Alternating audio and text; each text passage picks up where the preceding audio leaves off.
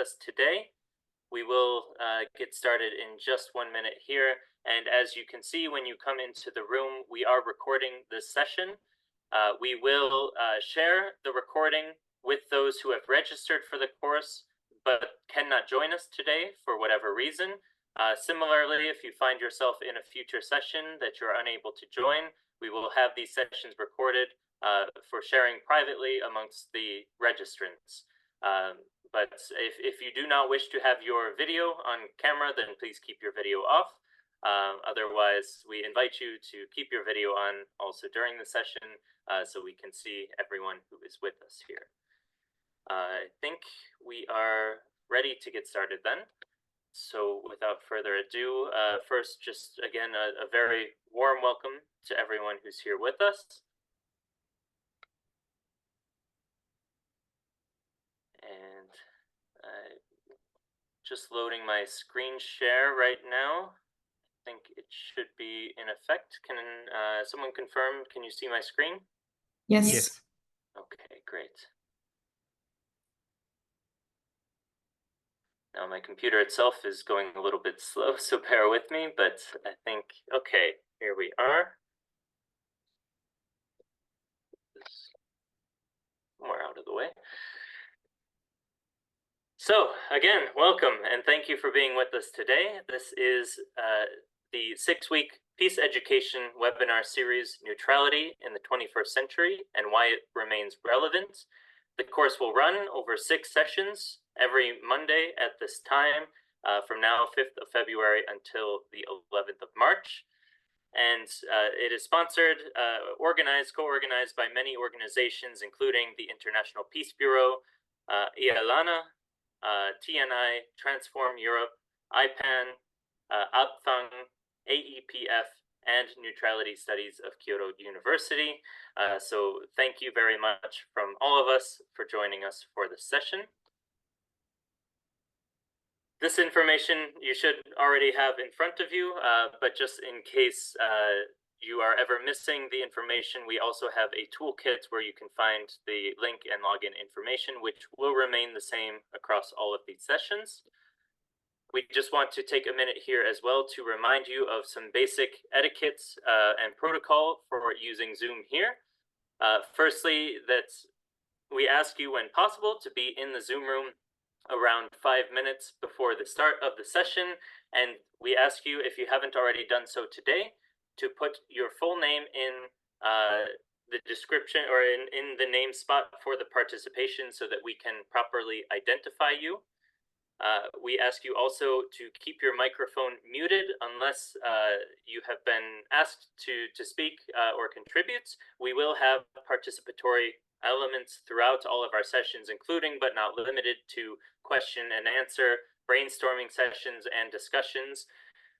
Also, when you have questions in the Q&A section, we would ask you to use the raise hand function if you're able to.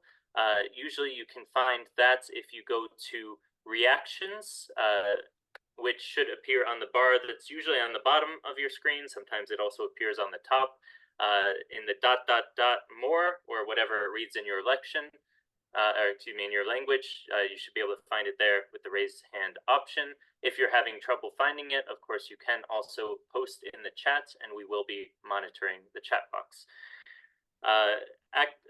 Beyond that, we also ask you to actively participate in the different sessions that we have where possible, and to be mindful and responsible of our space here, that we have a space that's for peace and exchange, for understanding. Many of us here, we have different thoughts, opinions on world events, on the promotion of peace, and also on how neutrality might be beneficial. We hope you'll listen with an open mind. We're also, of course, open to discussing these points in more detail in the Q&A, but please be respectful of all of the participants coming from vastly different backgrounds, experiences, and levels of knowledge of neutrality that are coming to this conversation together. So, as mentioned before, respect, openness, fun, and empathy. I think fun is also a very important component of the course. I know we're talking oftentimes here about very serious, very tragic situations, but to have an element of hope and fun that we can bring into this as well in exploring these ideas together and making it a positive place for all of us to have these discussions. So there are the dates and times of our 6 sessions here every Monday. Just in case you've forgotten, you can take a quick screenshot of this slide, but it's pretty consistent anyways. We have the first session, which is today. The focus is on fomenting a more complete understanding of neutrality, definitions, neutrality versus permanent neutrality, the differences between neutrality, strategic ambiguity, non-alignment, these other terms that can be sometimes mixed together, norms in neutrality, and the role of neutrality in multipolarity. Then we will also ask ourselves, why are we talking about neutrality here? Why now? And the difference between pacifism and neutrality as differences with the case of Switzerland in particular. Then we'll look a little bit more at international law and the law as it applies to neutrality in geopolitics. In session 2, so this is next week, we will delve into some case studies of how neutrality is practiced in the world in actual situations, looking at historical views, as well as how neutrality may or may not have changed in various countries. So our session next week, we will look at the cases of Ireland, Austria, and Finland, and analyzing how they have practiced it and what also might change in the status of neutrality in these countries. The following session, we will continue our work in case studies and look at countries outside of Europe, including Costa Rica, Ghana, and Mongolia, which all have different ways in which neutrality is formally and informally practiced. Then in session 4, we will look more into the specific issues that we're facing around neutrality in the 21st century, changes in the geopolitical realities around the world, the competitions between superpowers and countries that are caught in the middle, and we'll be hearing in this section many times from civil society leaders in these countries, including Australia, Philippines, Guam, and Ukraine. And we will also look at how neutral countries can or cannot contribute to a more peaceful world in our modern time. What are their roles as we're seeing competition, war, and troubles at the international geopolitical level. In the 5th session, then, we'll look more into detail of what civil society organizations are doing in different contexts to promote neutrality or to challenge the way neutrality is currently practiced, to create alternative views of neutrality, and specifically in this case, we are looking, of course, at peace organizations with peace as the central part of their work. We'll also have in this 5th session a more in-depth workshop on how to encourage a movement for more neutral countries, or for those that might be opposed to neutrality who have joined us, of course, what the alternatives could be. This is really an idea, a chance to imagine what neutrality could be, how it could be useful, and how it can be practiced in international affairs. And then finally, in our last session, we'll look at the non-aligned movements in more detail, how it relates to neutral countries and how it differs from them. And we'll have a second workshop on reimagining the world with more permanent neutral states, and a final synthesis of the lessons that we've learned throughout the sessions, and a discussion altogether on that. So that is our plan for the next 6 weeks. We hope you're excited and will join us throughout this process. There are also associated readings. While the readings are not required material for the sessions, they are highly encouraged and can provide a much deeper understanding that builds on what we're able to discuss in our short 1.5 to 2 hour sessions that we have every week. So you can scan the QR code here, find the resources at the link. They should also have been sent around by email, and I think we'll be posting it in the chat as well, in case you have missed that up till now. So we have some really wonderful speakers that will join us here, and I won't go through too much in detail because I know I also have a limited time for my intro here, but you can read more about them as well I think in our materials that we'll be publishing online for each session. We're very excited to have such an excellent list that's coming from really all elements of society, whether it be academic backgrounds, civil society backgrounds, diplomatic backgrounds, political, and beyond. So it's really a exciting list that we have brought together for this. And that is more or less my basic presentation for the start here. I would just like to close with some general words that's of why we've chosen as IPB to hold this peace education webinar series, our first webinar series in this new iteration of peace education through IPB, why we have chosen neutrality to be our central topic. This is on one hand because we are seeing really shocking changes to the international order and to geopolitics around the world, whether it be the war in Ukraine, the war in Gaza, in Sudan, the civil war in Sudan, or much beyond the growing tensions between the Western alliances and China, increased military spending, increased military exercises around the world, and generally a feeling of dread and despair that the world is moving towards more confrontation and violence and away from peace and diplomacy as solutions. In this context, we at the International Peace Bureau have come into contact with many organizations and experts that have worked on neutrality in various contexts, and have also expressed on some occasions fears of the threats to disappearance of neutrality and a move again towards more war, or in other contexts where their countries are not neutral, where they are curious and would like to explore how neutrality in their country, in their context, could work to promote a more peaceful geopolitical order. So within this context, we thought it'd be very interesting to explore all angles of neutrality and see together, reimagine how neutrality can be used in the 21st century for creating a more peaceful world.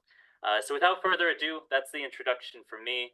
Thank you very much. I realize I forgot to introduce myself. I'm Sean Connor, the Executive Director of the International Peace Bureau. So many thanks yet again, and I will turn the floor over now to our first speaker for the day, Pascal Lottaz. Please, Pascal, go ahead. Hello, everybody. So this is Pascal. I am a associate professor at Kyoto University, and I direct the Neutrality Studies project there. Let me start sharing my screen with you. Here we go. I hope you can see me, and I will put this on full screen now. I suppose you can see my Neutrality 101 screen now, correct? Okay.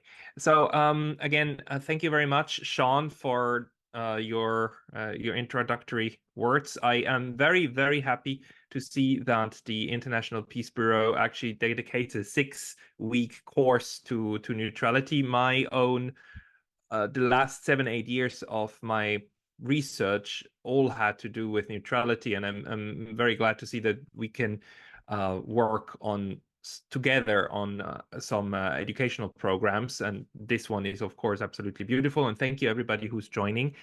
The whole idea here is to discuss in detail certain conceptual issues about neutrality, and then in the later sessions to go into details of how different countries at different points have been using neutrality as a policy in their international relations, and also explore together then how this under some circumstances has been very successful in navigating international relations and remain at peace.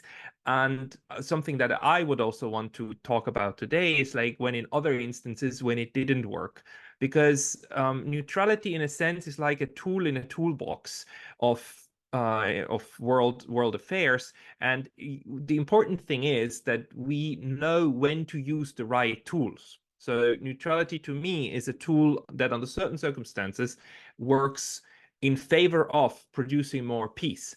In other circumstances, it might be dangerous to actually lead to unforeseen consequences. And this is something that I would like to discuss with you today.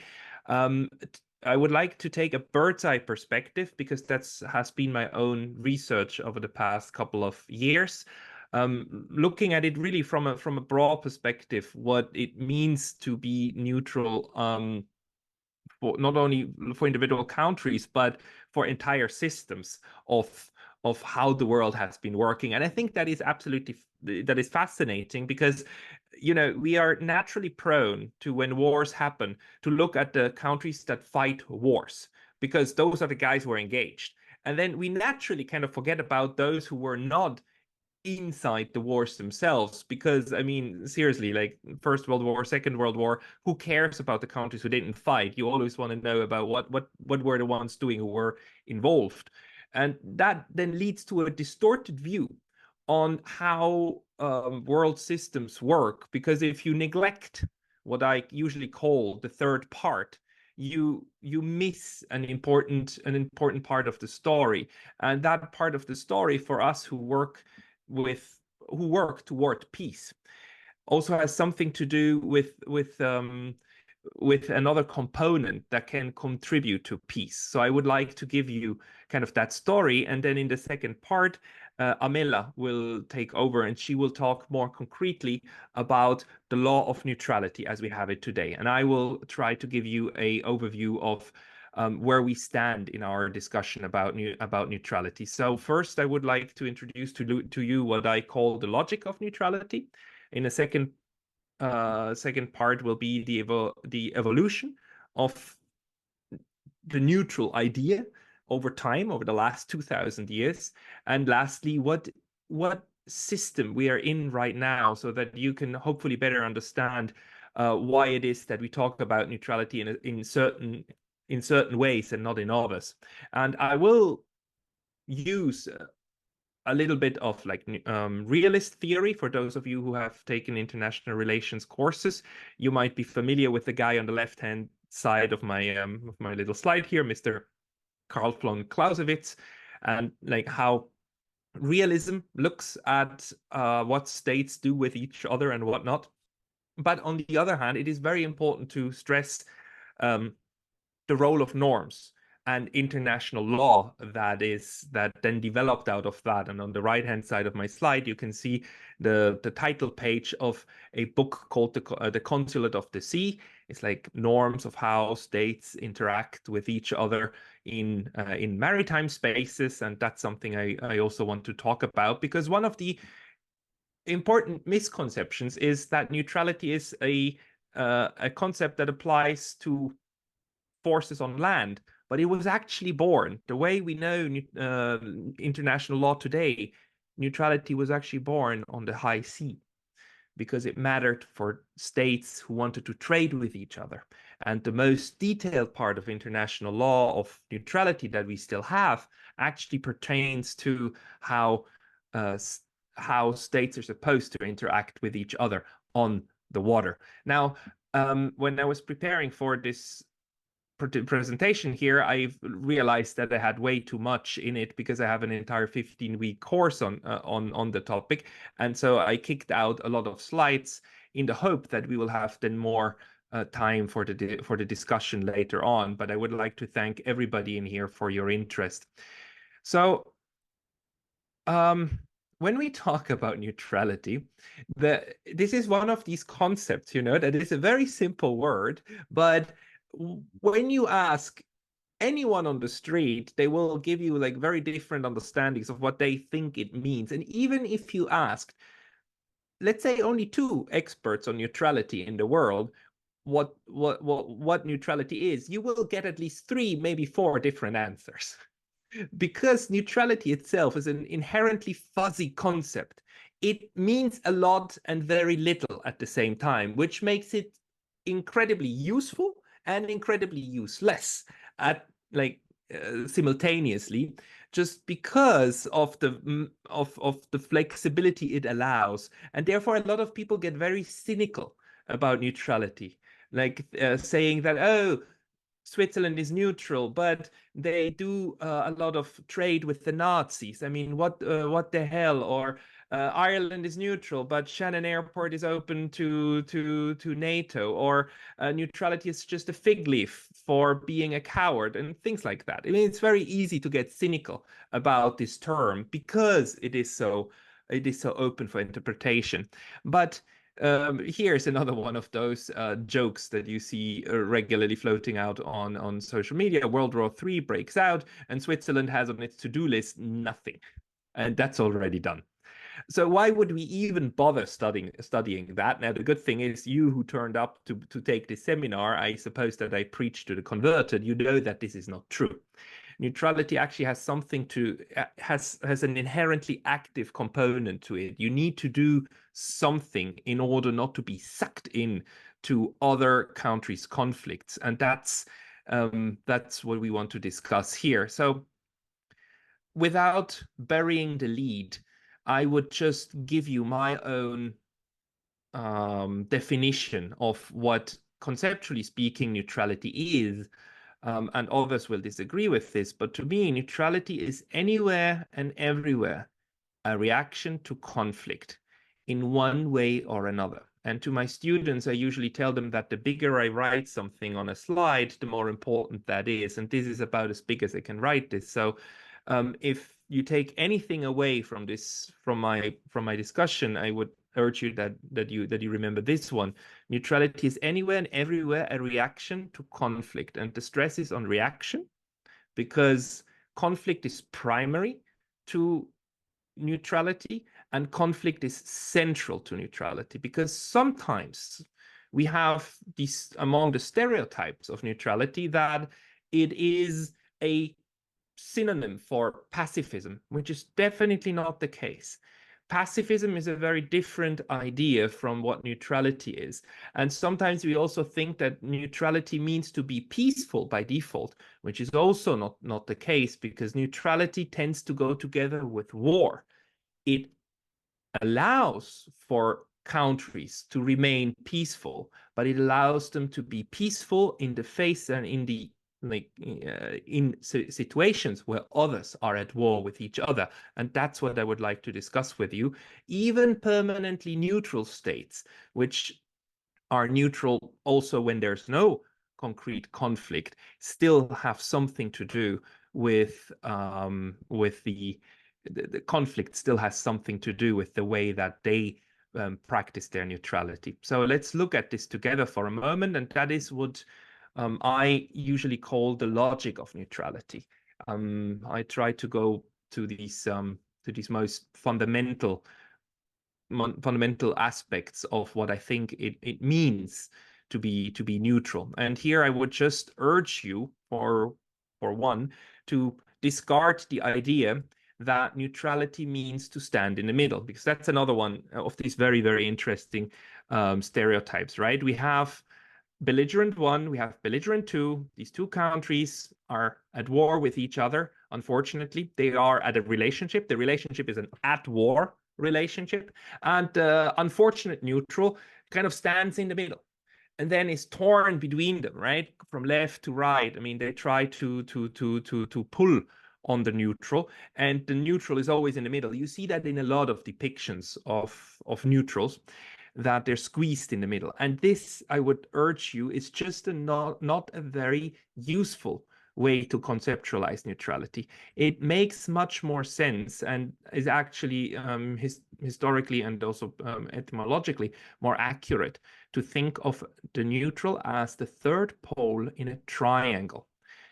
Because the nature of the international world as we know it today, in the Westphalian system, where nation states are the primary units of how we act and interact on a global scale, each country has a relationship with every other country. And here, of course, I reduced the world to 3 countries. But if we have a world with only 3, then what we have is three actors and 3 relationships. Now, when there is a war going on, or it doesn't necessarily need to be a war, it could just be a conflict. So what you see down there, the little flash just indicates just tries to symbolize a war or a conflict going on between belligerent 1 and belligerent 2. The neutral in this system is neutral by virtue of being at peace with both of them, B1 and B2, right? I mean, I think this is very, very intuitive when you see it. But once you realize that there's a triangular relationship going on, you can then visualize more of the problems that neutrals are faced with. And the interesting thing here is that we have an at war relationship between two of them and an at peace relationship on the other hand. So the question then is, where's the neutrality? And one important thing to realize is that neutrality is in the system always directed toward the conflict. A neutral state or a neutral actor in international relations is not neutral toward the belligerents. It is neutral toward the conflict. And that's why I claim that conflict is primary to neutrality. We have at peace relationships, at war relationships, and the neutrality itself is directed towards conflict, which then leads to a couple of observations that can help us to understand the core of neutrality better. One more thing to appreciate is that although a neutral actor A is not directly involved in the war of B1 and B2, a neutral actor is always part of a greater conflict constellation. What I mean with that is that the neutral actor is not aloof, is not outside of the way that the conflict influences the entire international scene and arena. The conflict will lead belligerent 1 and belligerent 2 to try to influence the neutral actor to help them and not the other one. And, you know, whenever there is a war and whenever certain countries say we will remain neutral, what will happen automatically, necessarily, and without fail, is that both of the belligerents will tell the neutral actor, dude, why are you helping my enemy? Why the hell are you not breaking all and every relation with them? Why are you still trading with them? Why are you still letting your nationals go there? Why do you still receive their nationals on your soil? Blah, blah, blah, blah, blah, blah. It's always exactly the same.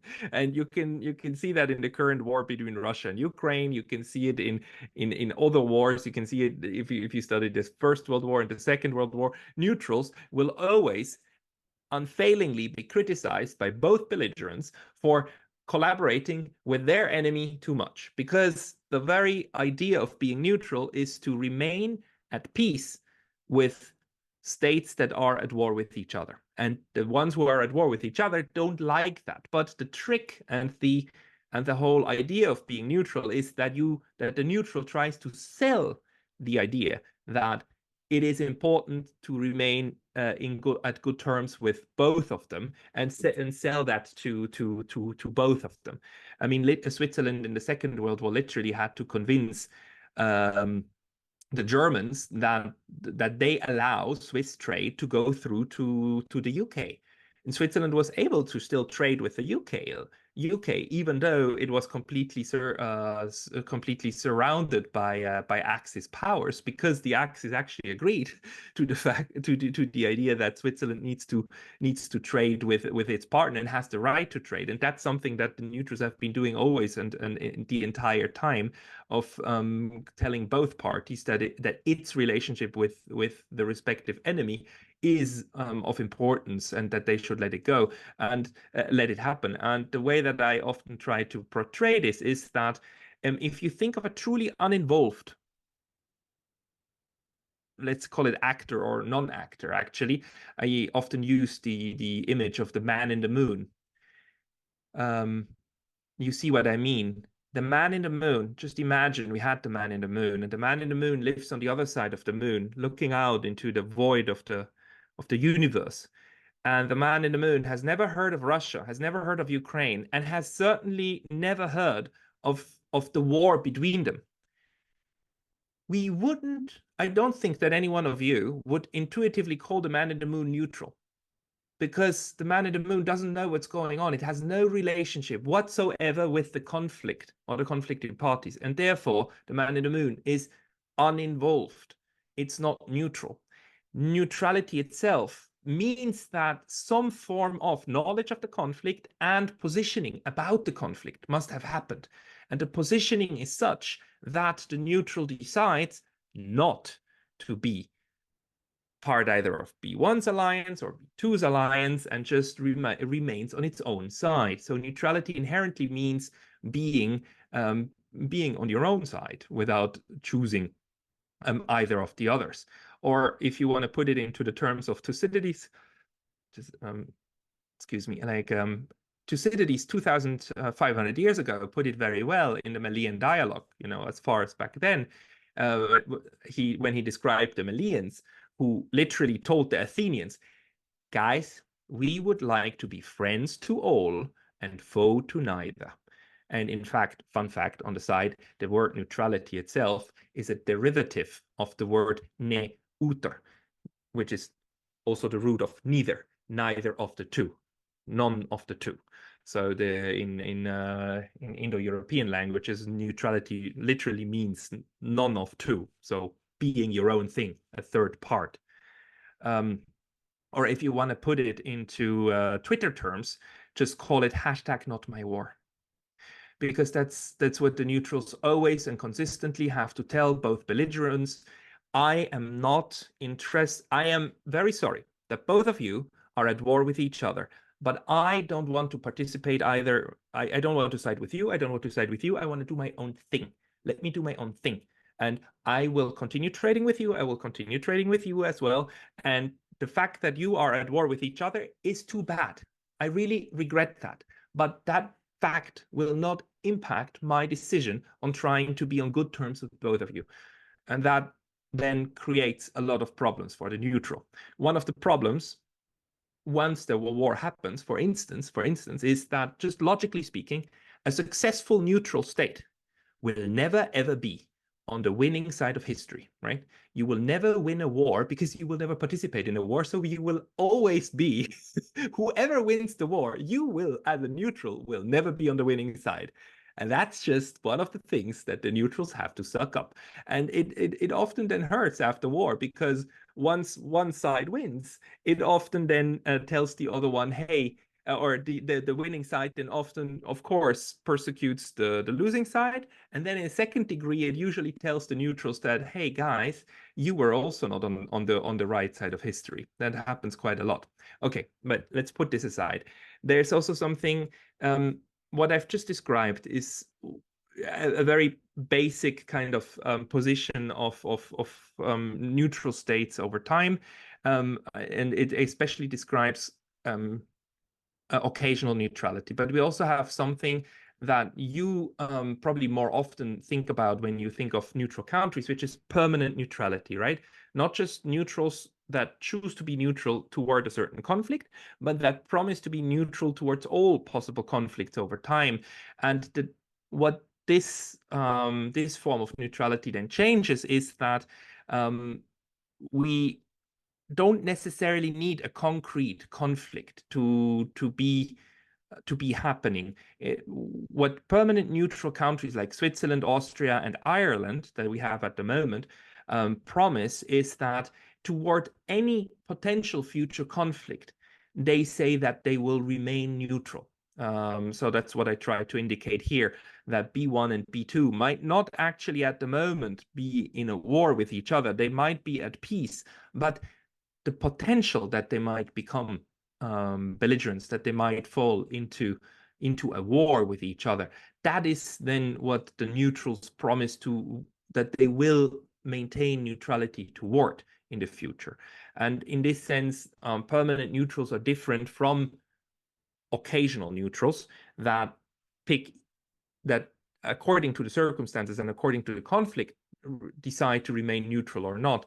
Permanent neutral countries have a policy of where they promise in the future to maintain neutrality in all possible circumstances. Now, permanent neutrality, I urge you to not understand the word permanent as meaning always.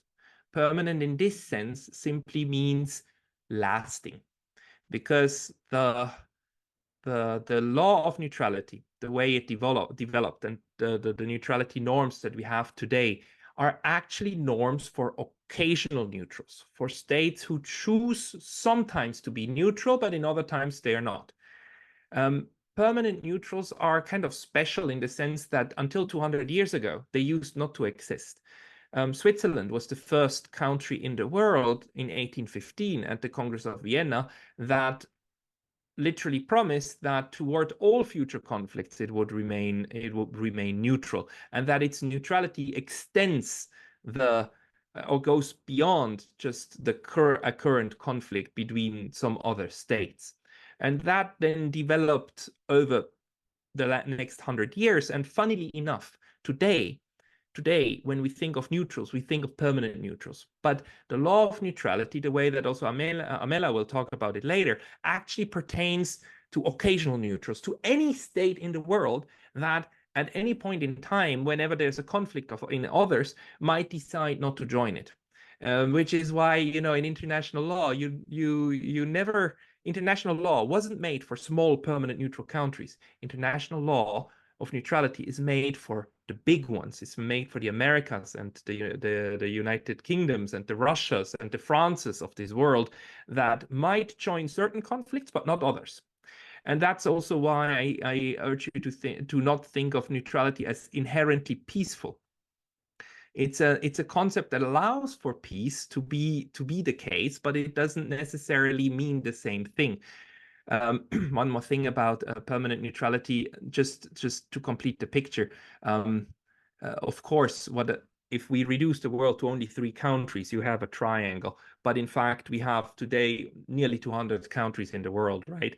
And each country has with every other country a relationship. So this is a one-to-many relationship, and the permanent neutrals actually just promise toward all possible conflicts in the future to remain neutral.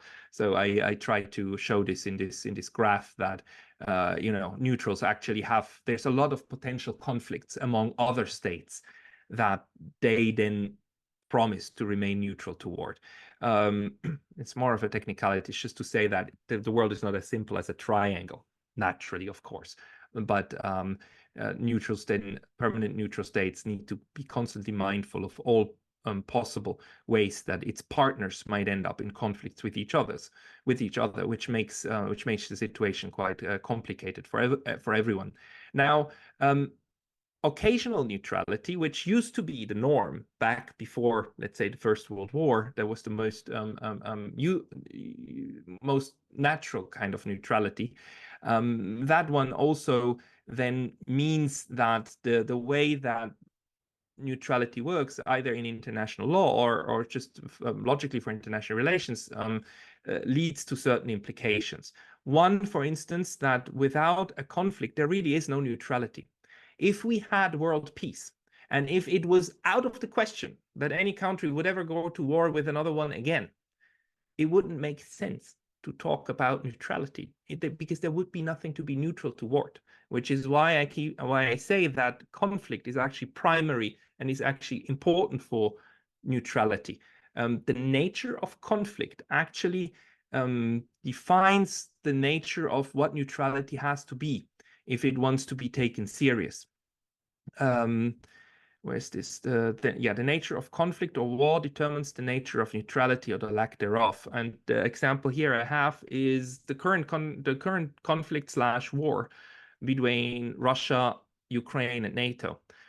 Because there's at least 2 different conflicts going on. Right now we have a hot shooting war between Russia and Ukraine, where the Russian soldiers kill Ukrainian soldiers and vice versa, right? And in that hot shooting war, Switzerland, Austria, Ireland, they declare their neutrality. They say we will be military neutral toward this military conflict. And the Swiss, for instance, they don't send weapons, neither to Ukraine and certainly not to Russia. And, no overflight rights. I mean, troops cannot pass. I mean, Switzerland says we will keep to the letter of neutrality law, which pertains almost exclusively to the military realm.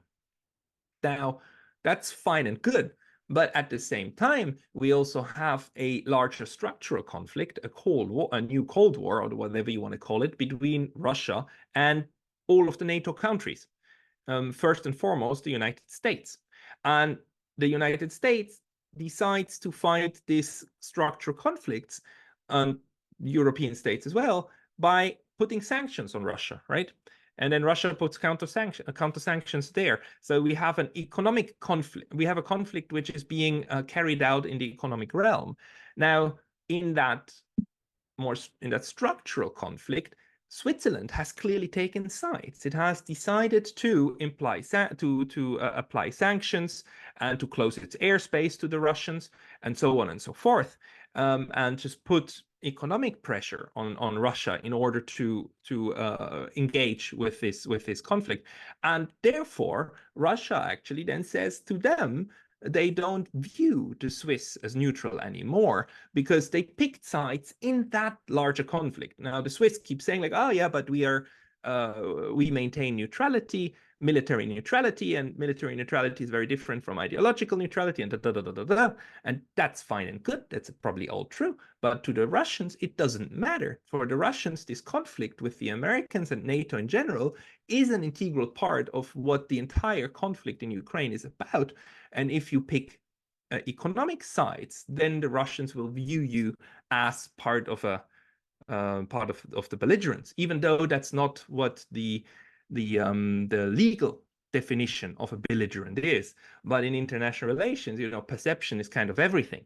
And the fact that the nature of the conflict between Russia and the West or the United States is basically is essentially one also that is being carried out in the economic realm, then means that economically siding with one of the two sides, or economically siding with the West, is then perceived as being partial and therefore being geared against Russia. Now, that's why I urge you to always try to analyze the sources of the conflict, and then decide like whether or not certain policies would count as being neutral or not, whether that's the legal definition or not.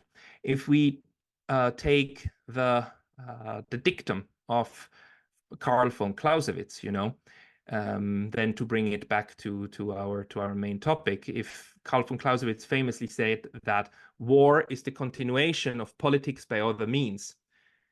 If that's the case, then neutrality is actually the continuation of politics by the same means. Neutral states keep saying that, guys, you are fighting a war with each other. I'm very sad about that. You changed the way you interact with each other to using violence and force, but I will not do so. I will continue my relationship with both of you, maintaining the usual routes of trade and diplomatic engagement, and I demand that both of you accept that I do that with the other one. And usually what happens is that both belligerents try to somehow either either seduce the neutral to stop doing that, or coerce the neutral to not doing that, because any kind of neutral player interacting with your enemy is of course something that you don't want. And what this allows us, this kind of a little bit more nuanced way of looking at neutrals, not as just countries that are constantly at peace with everybody, but countries that have various relationships, is to also understand that there are moments when neutrals are not at all peaceful, because this can happen. So this is one of my favorite examples here. The picture that you're seeing is one of the Second World War. This was taken on the 13th of April, 1941. The man in the front here, this is Japanese Foreign Minister Matsuoka, who's just signing a treaty with the Soviet Union. Here behind, you can see Joseph Stalin, and here his foreign minister, Mr. Molotov. And Matsuoka was visiting Moscow on 13th of April, 1941, in order to sign a neutrality pact. And that was explicitly not a non-aggression pact. Japan originally wanted a non-aggression pact with the Soviet Union, the way that the Germans had it, but the the Soviets, for various reasons, said you cannot have non-aggression. We only give you neutrality, and the Japanese finally said like, okay, fine, we'll take neutrality. They signed this, and for almost the entirety of the Second World War, this neutrality pact actually was in force and was actually the Japanese and the Soviets lived up to it. They didn't attack each other until the Soviets broke the pact on the 9th of August, 1945, which is the same day that the second atomic bomb fell on Nagasaki, and the Soviets declared war, although officially this pact was still valid for 1 year because it was struck for 5 years. So what this means is that for a considerable time of the Second World War, we had a situation in which Japan was at peace with Germany and Italy, and not only at peace, but in an alliance with the two, and the Soviets were in an alliance with the United States, Great Britain, France, and the other allies, right? And that while the Germans and the Italians were at war with the US, Great Britain, and France, and the Soviets were at war with Germany and Italy, and the Japanese were at war with the United States, Great Britain, and France, the Japanese maintained neutrality toward the Soviets' war with the Germans, and the Soviets maintained neutrality towards the war between Japan and the United States. And that maintained their peaceful relationship between each other until August 45. It was possible to ship goods from Tokyo to Stockholm via the Soviet Union because the trading routes were open. So as weird as it might seem, but Japan and the Soviet Union, while being part of the main belligerents of the Second World War, were actually also neutrals at the same time during the war. Now, this is not what we usually understand as being neutral, but it's very important to appreciate that this is also one of the things that neutrality does, and especially in the older days, in the 19th century, this was an essential part of what neutrality meant to the nation states. You could be neutral toward one conflict while being simultaneously at war in another. So it was more of a tool in order to manage relationships, and this is probably the most underrated and underestimated neutrality of the Second World War, because this neutrality between the two, this peaceful relationship between Japan and the Soviet Union, kept their backs free in order to engage in the other theaters of the war. Had this neutrality agreement not been in place, it's very unclear how the war in the East, between the Germans and the Soviets had developed, nor whether the Japanese would have taken the decision to actually attack Pearl Harbor. So these kind of agreements really matter over time, and this is part of the way that international relations works. And when we then talk about what neutrality can be, we can then look at we have a lot of adjectives that you can add to the word neutrality in order to make sense of it. Neutrality can be occasional or permanent. I just talked about that. That's the scope. In terms of where it takes place, it could be territorial or maritime. It can have started because countries chose themselves to start neutrality, or because it was imposed upon them. That's also a possibility, and it's then often called a neutralization. And we have a lot of examples of neutralization throughout world politics. We have then a lot of adjectives that describe how neutrality is being implemented, whether it is complete, and countries are neutral toward all possible conflicts, or just partial, integral or differential, whether countries try to be neutral only in the military realm, or also towards in economic terms, whether they put sanctions or not, and armed or unarmed, right? We have examples of both. Switzerland, Austria, Ireland are both armed neutralities. They maintain their own militaries for self-defense purposes. We have unarmed examples like Costa Rica that doesn't have an army, and we have the Vatican that doesn't have a standing army. It has a couple of weirdly dressed Swiss people, but that's more of a police force than an army. So like really the Vatican is for all matters and purposes unarmed. And we have both versions, but that's more of how these states then practice their neutrality. And according to that, you can then create like you can add different adjectives to these states. And in the last 10 minutes I have, I try to squeeze the development of neutrality over 2,000 years on one single slide, but I failed. So I tried to put it on 2 slides, just to give you an overview of how old this thing is. We have like we have some texts that go back 2,500 years of thinkers in the East and the West, describing what it is like when states go to war and certain third parties don't. I described to you already Thucydides and the Melians, right?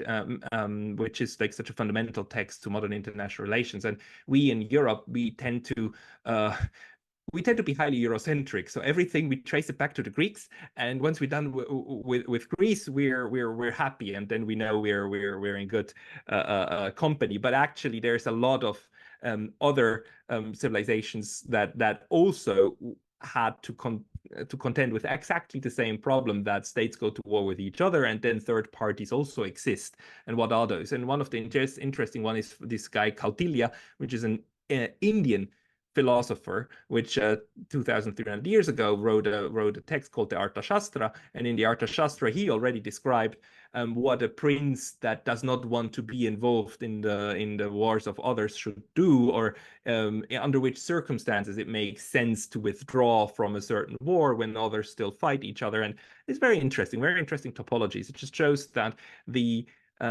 fact of military engagement and the fact of conflict always creates the fact of neutrality as well, kind of as a byproduct, and that you can then describe that.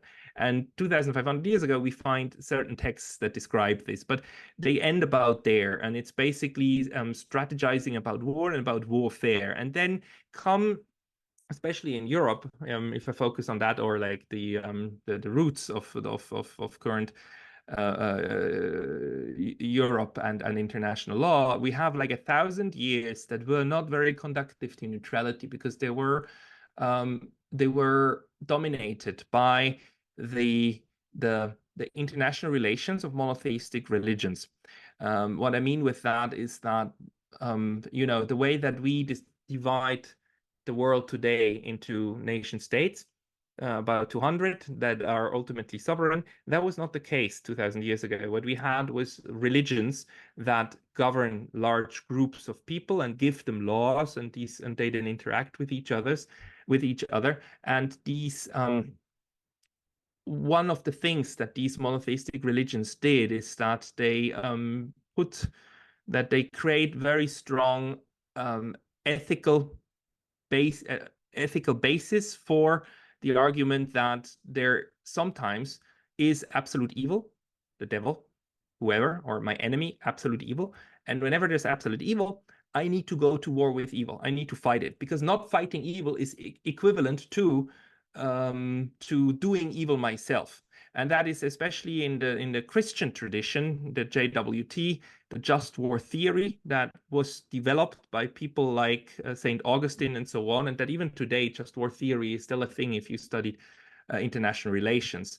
Whenever you find somebody who argues that the enemy is absolute evil, and absolute evil needs to be fought against, otherwise it's evil. Whenever that's the mindset, that mindset crowds out the space for neutrality. Neutrality is a concept that can flourish in an environment where people think of war and warfare something as politics by other means, under the realist concept, because that means that also, like again, like being neutral is not necessarily being evil. It just means to be on your own side. But whenever people argue, like George Bush Jr., that you're either with us or against us, the space for neutrality becomes very, very slim. And the years between 0 and 1,000 were just very with the Crusades and so on, were very dominated with this idea that you have to go to war. Anything else is evil. The thing is then that we see from about the 12th or 13th century the genesis of nation states and rulers in Europe that then for the first time start formalizing agreements and neutrality treaties in the late medieval period.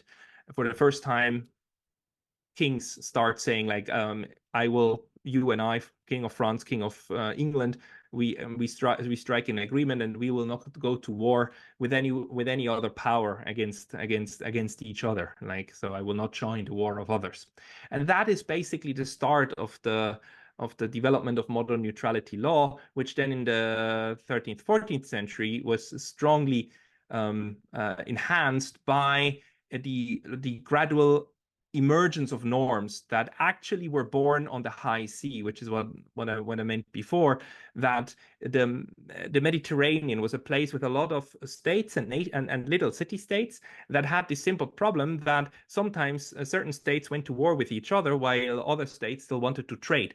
And what do you do in that circumstance? And what happened is that over 200-300 years, a body of rules developed that were not written down, that were not created by rulers, but that were more like kind of norms of engagement of how states deal with each other and what kind of goods can be traded, even with enemy nations and whatnot, and what can enemy nations, belligerents, do to neutral trade and whatnot. And that's a very fascinating and very deep discussion. And this Consolato del Mare was written somewhere in Spain, in Catalonia, and that was just a kind of a code of that was just adhered to, sometimes more, sometimes less, of how states that were not at war could interact with others.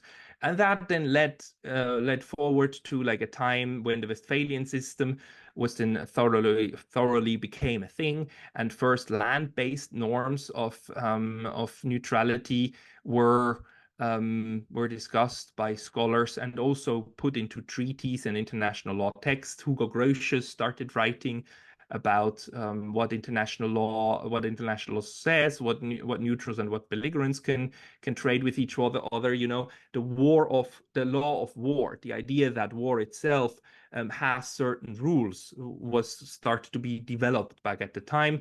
And the high time for neutrals really came in the 19th century. And a great scholar, her name is Marti Abuhus, she wrote a beautiful book about this that she calls an Age of Neutrals, in which she describes how the balance of power in that time, around the time of the Napoleonic Wars and shortly thereafter, led to the fact that just every single great power had an interest in being neutral every once in a while. The Americans were neutral towards the Europeans, but also the British, the Russians, the French.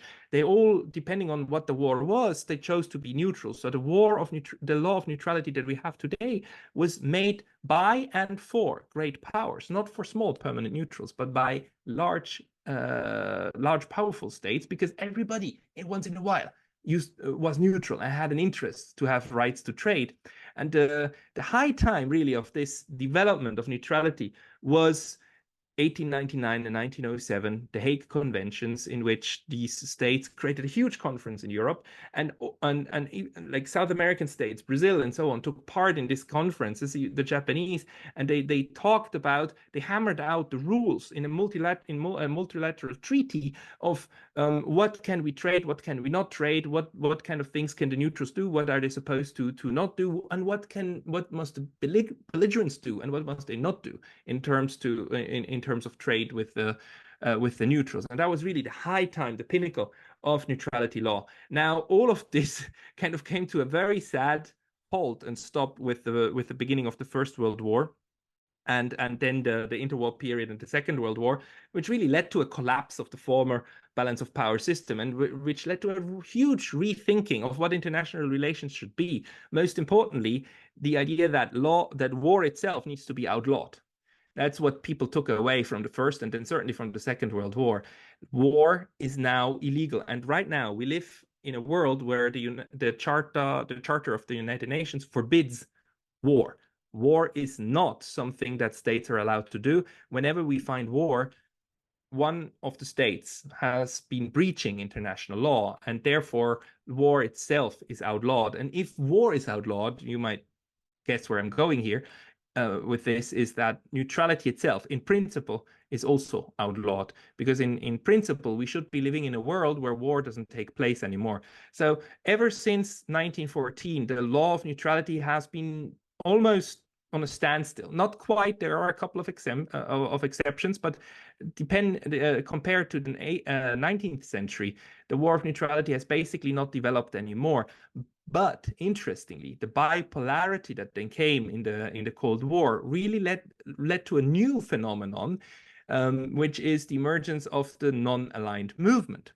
So of states like India, Indonesia, Ghana, Yugoslavia, that said, we don't want to be part of this bipolar BS that the Soviet Union and the Americans are doing. We do our own thing, but they did that outside of the traditional norms of neutrality. So this leaves us at the moment in a situation where we have the traditional norms and laws of neutrality that still are with us, although have been pretty much on a standstill, and we have a new way of states engaging in kind of a neutrality in another way, which is non-alignment.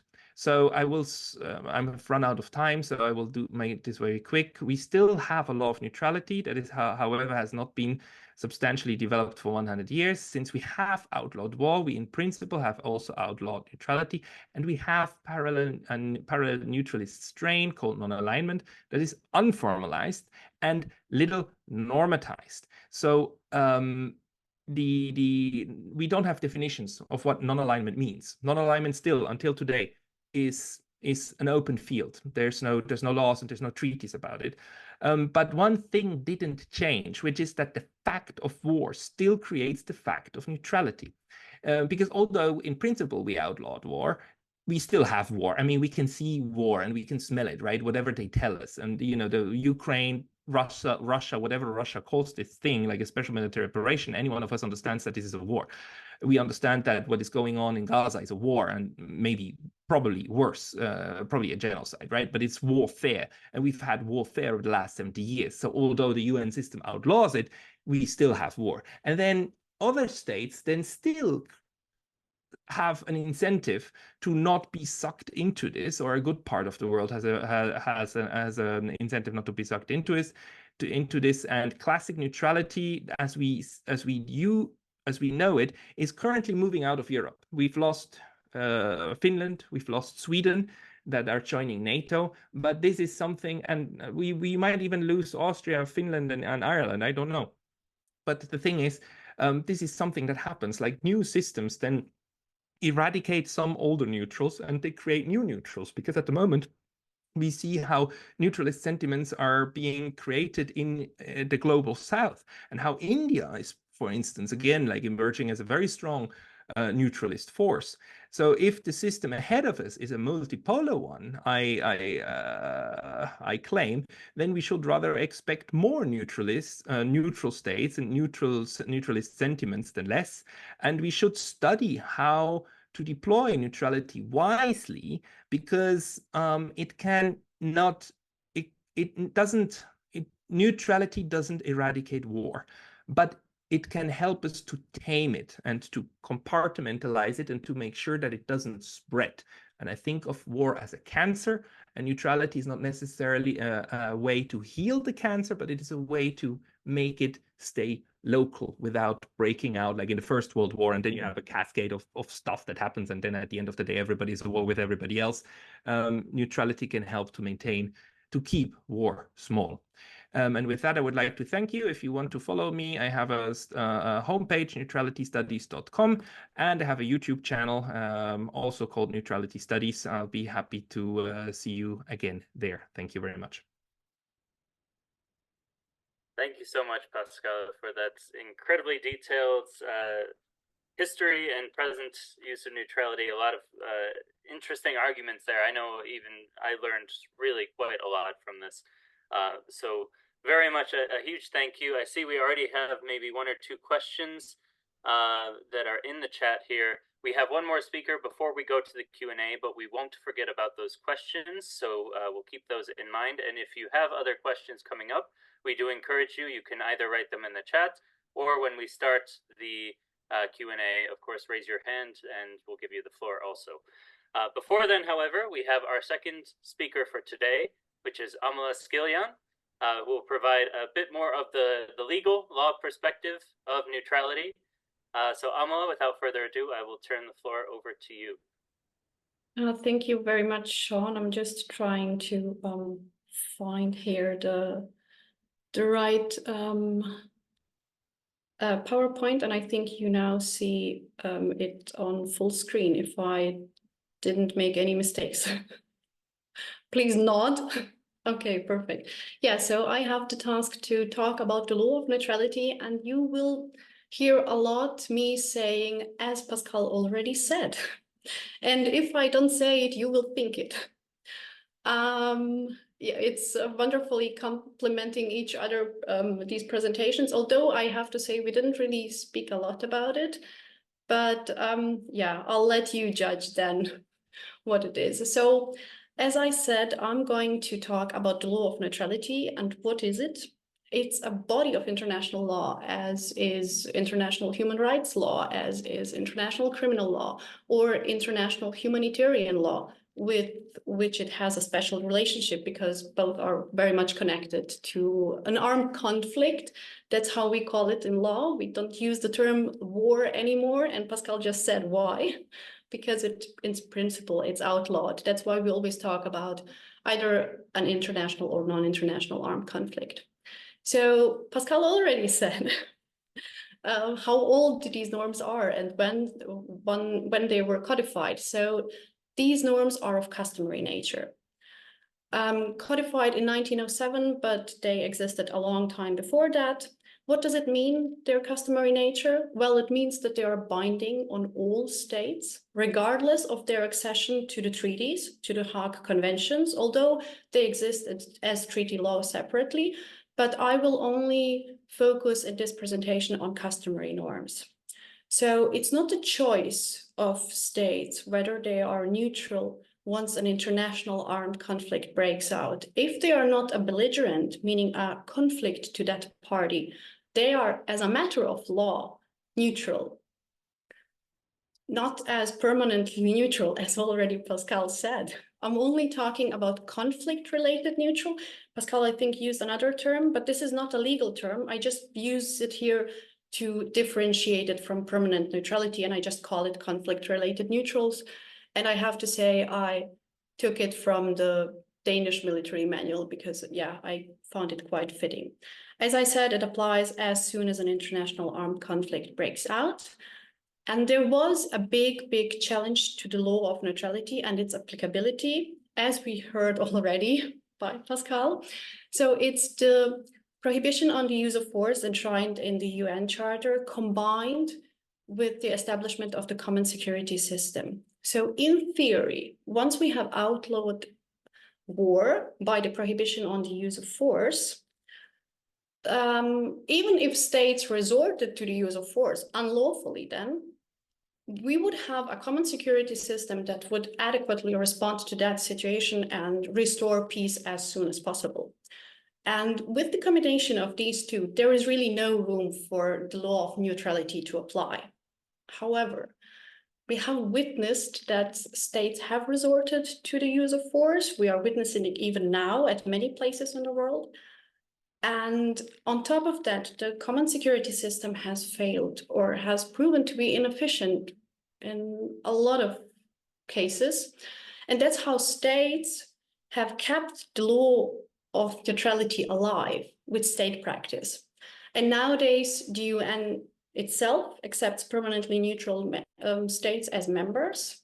But there are also other evidence of the survival, I call it survival, but not only I, legal scholars in general, do so, of the law of neutrality. If you look at the Geneva Conventions, the commentaries to them, you will see reference to the law of neutrality or neutral states in general. You will see reference in national military manuals or some international manuals.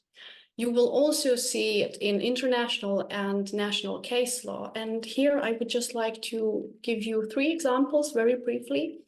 The first one is from the International Court of Justice.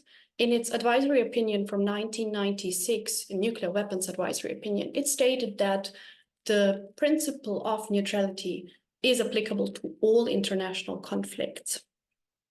And then I would also like to give you two examples from national case law. The first one is the High Court of Ireland, and I think we have a few participants from Ireland here, which in 2003 held that the granted overflight rights were actually a violation of Ireland's neutrality. The overflight rights were granted to US soldiers for the passage to Iraq. And in a similar decision from the German Administrative Court in 2005, the court held that Germany violated the law of neutrality while giving overflight rights to US and UK soldiers on their passage to Iraq. Then there are further evidence of the survival of the neutrality law, but I won't really talk a lot about it. I just want to mention it once that the International Law Commission also refer to the law of neutrality in its commentary to the draft articles on state responsibility. So now that we have established that the law is still applicable and we know that it's applicable to international armed conflicts, so unfortunately non-international armed conflicts are excluded from the scope of the law of neutrality. That doesn't mean that states can not choose to take a stance like this, but they are not legally obliged by by international law. The rights and obligations imposed on neutrals and belligerents have the aim of restraining the conflict. Actually, Pascal said it with this beautiful, or not so beautiful, I mean, cancer is not always bad, but it's actually very fitting. It really has the aim of prevent escalation of conflict. And we really have to interpret all norms of the law of neutrality in the light of this aim and purpose. So it's really a conflict restraining function. The obligations imposed on neutrals are the same, regardless of whether the states are permanently neutral or not. And I won't really explore this part more because I think Pascal already said a lot and we don't have enough. I want to have more time for discussion, so I'll skip this part because it's covered already by Pascal. So how does the law of neutrality want to achieve this goal? It imposes state obligations and rights on both neutrals and belligerents, and they are interrelated. That means that the right of neutrals are the obligations of belligerents and vice versa. So here you see that the territory of neutrals is unviolable. That means that belligerents have to respect the territorial integrity of every neutral state. The territory, I only wrote territory here, but that includes the airspace and territorial water. I think that's clear. And the other right of neutrals is that they have the freedom to continue peaceful relations, mainly economic relations, as explained by Pascal again. But I want to add something to this, only as long as they don't support the belligerents' war effort. So there is a caveat to this duty. And the neutrals are subject to several duties. The first one is the duty of impartiality, meaning that they have to treat all belligerents in the same way. They can't distinguish between an aggressor and a victim. Although this might seem unfair to you, in the eyes of the law of neutrality, as well as in the eyes of international humanitarian law, in the relationship between neutrals and belligerents, a neutral can't distinguish between an aggressor and a victim state. And it might not be obvious at first glance, but this also includes economic relations. So it could be argued that out of this duty of impartiality, states are not allowed to impose economic sanctions. Not all legal scholars will agree on this point, but I just want to let you know that it can be seen as a violation of neutral duties. The next one is the non-participation or abstention duty. Neutrals are required to refrain or not to involve in a conflict, not only participating in the hostilities, but also in not supporting the belligerents' efforts in any way that could influence the outcome of the conflict. The duty of prevention requires a neutral to defend its neutrality and prevent the belligerent from violating its neutrality, even if that means that the neutral has to resort to the use of force. So it's actually an exception to the prohibition on the use of force. And this use of force doesn't even make the neutral a belligerent. And the last is the duty of internment, meaning that the neutral has to intern military forces of both all belligerents that are found on its territory, on neutral territory, and they have to intern them until the end of the conflict. That's really in a nutshell. And then there is one special obligation for neutrals that I would like to highlight. It's also explicitly stated in the 8th Hague Conventions, and you see it's actually the conventions in naval war, but I won't say anything more. Pascal said everything about it, why it is a naval war, but it applies to all kinds of war, wherever the hostilities are taking place.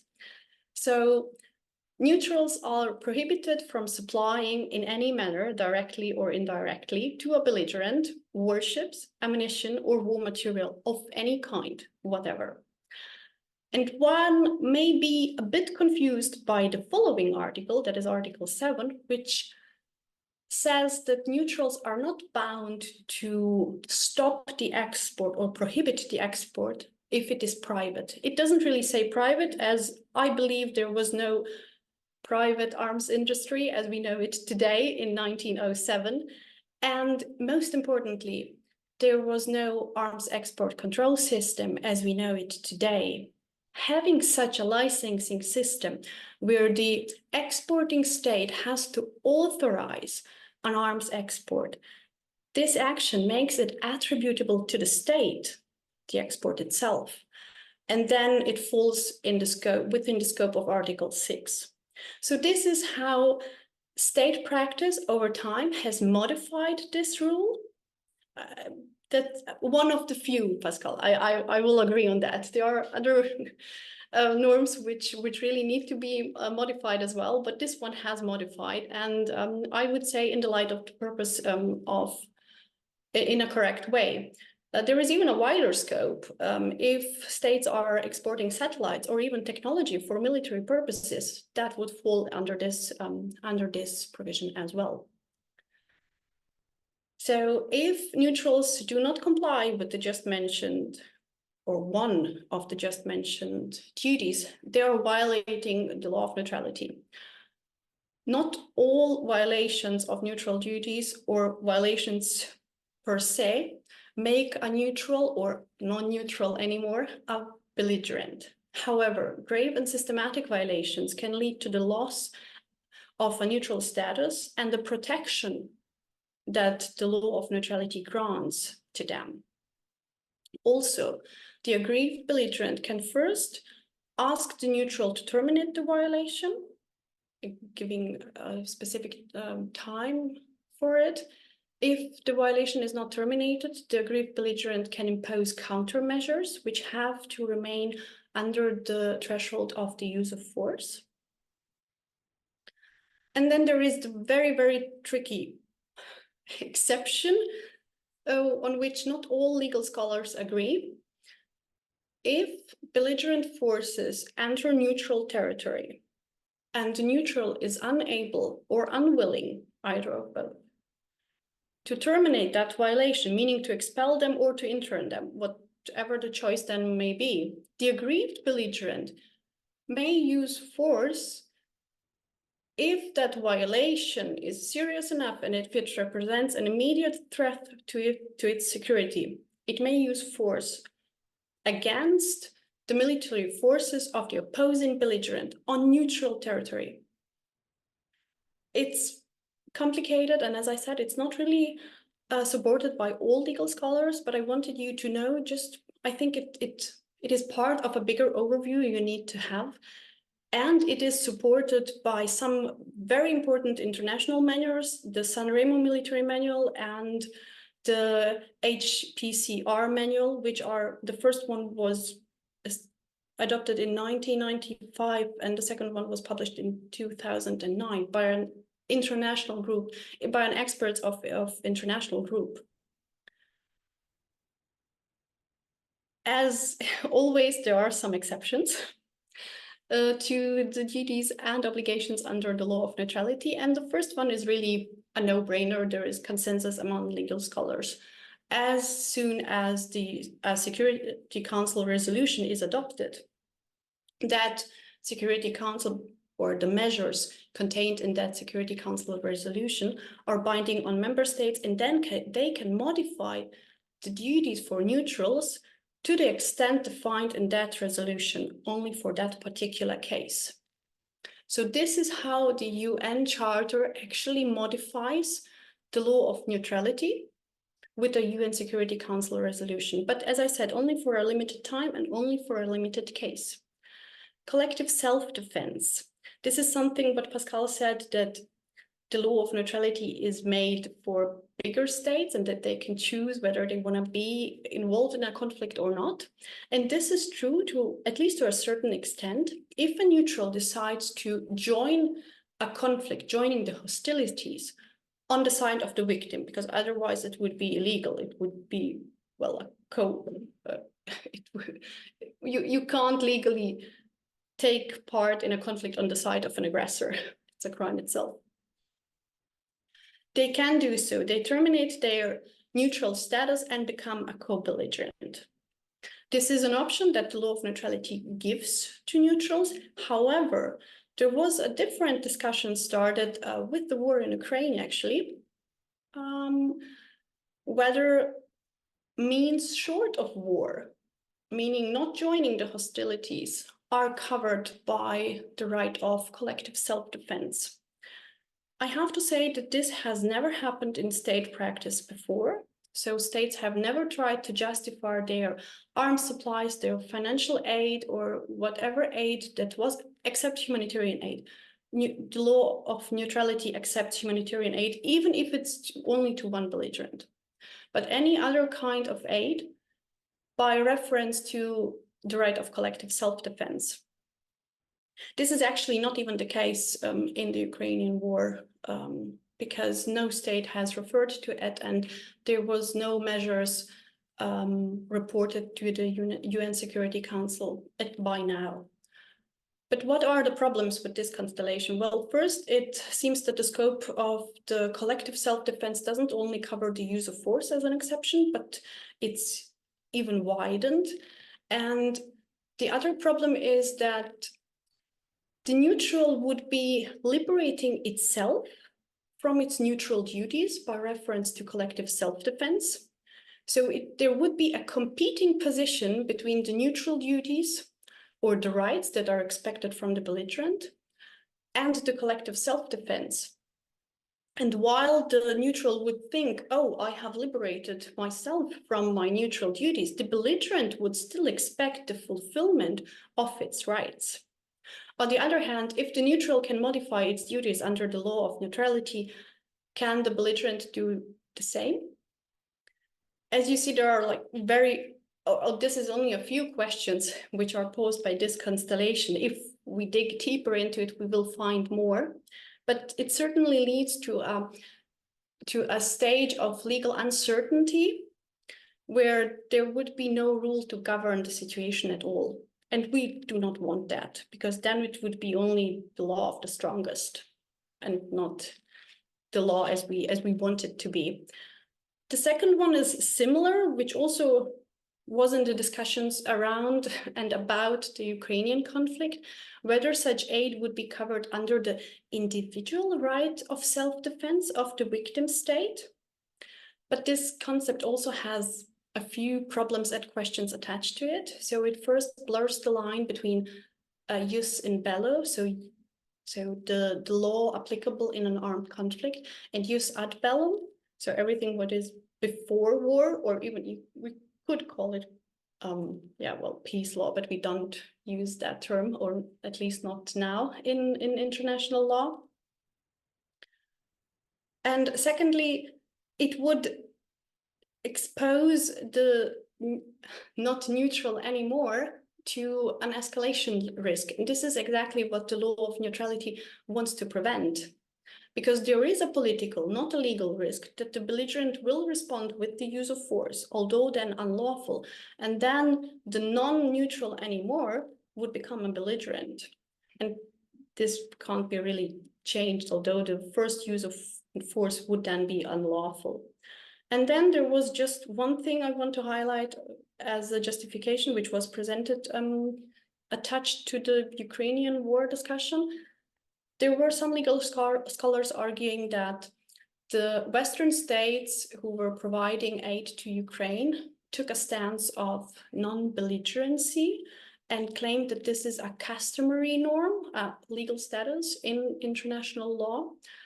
And while it is true that a few states during the Second World War, I think 9, were claiming or labeling themselves as non-belligerents, as the legal term non-belligerence is not a legal status, and it's not a customary norm. If it would have been a customary norm, we would find it in international documents like the Geneva Conventions, the commentaries to it, in soft law instruments, and we would find a strong reference in state practice. And none of this is evident in this case. Shortcomings of the law of neutrality, and I'll try just to one minute more, and then we can go to the discussion. The law of neutrality is not perfect, and I'm not here to say or to argue that it is, but it has an important function once an international armed conflict breaks out. It only is applicable if the prohibition on the use of force is violated, and if the common security system has failed. So it is like a safety net, which is helping us or preventing us from falling into legal uncertainty. What the law of neutrality does in this case is damage control. It's not here to be fair. It's not here to punish a belligerent. As Pascal just said, there were so many heated discussions around the Ukrainian-Russian war, but the law of neutrality can't respond to all those claims we have, because its function is to restrain the conflict, not to punish a belligerent. And as I said, it's just damage control. It just will prevent the conflict from escalating. And that's its whole aim. And everything else leads, at least in my opinion, and according to the few justifications I just presented, to legal uncertainty. So was it changed by the law, by the conflict in Ukraine or any other? Well, not. We really have to adhere to it, because we don't have anything what is better. It's neither abolished, nor it is modified to an extent where we could claim there is a non-belligerency stance. I think its importance becomes more than ever evident, especially as we look at the reactions from the global south. And just to finish with the example of the conflict in Ukraine, while the Western states have supplied Ukraine heavily with military aid, none of the states from the global south did so, but also none of the states from the global south joined the sanctions regime. And the group of states from the West is not large enough to change customary law. And remember, when we are talking about the law of neutrality, we're talking about customary law. And this is only a too small group to be able to change customary law. So it stands firm as it is. And we really have to strengthen the law as we know it, without saying that we don't need to. There is an urgent need to improve the common security system and other areas of the law of neutrality, but we really have to do it through other means and not through violations of the law itself. So let's just strengthen the law and build on it what we have. And I'm finishing here with a sentence in German, because I couldn't find a proper translation in English. It would mean something like not the law of the strength, what the strength of the law, but I wasn't sure if it really fits in German. So no, in English. So I'm finishing in German. Thank you very much. Thank you so much, Amela.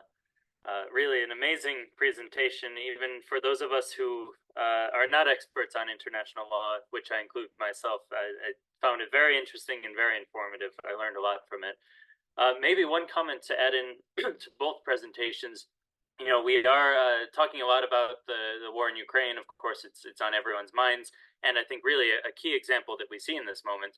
I think we have to note, of course, that it's not just Western countries sending arms to Ukraine, but likewise, we also have countries that are sending arms to Russia, and that Russia also is receiving support for its war efforts. So this is something that's not just one end or the other, but we see it happening on both and in the conflict in general. So thank you really to both our presenters here that did an amazing job. I think all of us are very impressed with their expertise and knowledge on the subject. And luckily, we have about half an hour left for Q&A and some exchange here. I will go first to the questions that we have in the chat. If anyone else has questions, you can, of course, write your questions into the chat, or if you would like to speak, you can raise your hand. But to start the questions that we have at this point, I will read out all of them that I can find. If I'm missing any, please remind me. Then I'll turn over the floor first to Pascal and then Amela to answer those questions insofar as you're able to, of the various questions we have, which I have to say, they're all quite interesting, great questions here as well. So the first one comes from Alex, who is saying, how do we determine a claim by one party to remain neutral in the face of a conflict when their actions do not comport with the facts on the ground? And he gives the example here, she gives the example here of Franco's Spain in World War II and the Axis powers. The second question is coming from, and please excuse my mispronunciation of names here, you can correct me if you'd like, but Nadif, who says, does the use of the veto power in the UN directly affect countries to be or not to be neutral? I think we began to address this in some of the presentation, but maybe we can go a little bit more into depth, specifically when it comes to the veto power.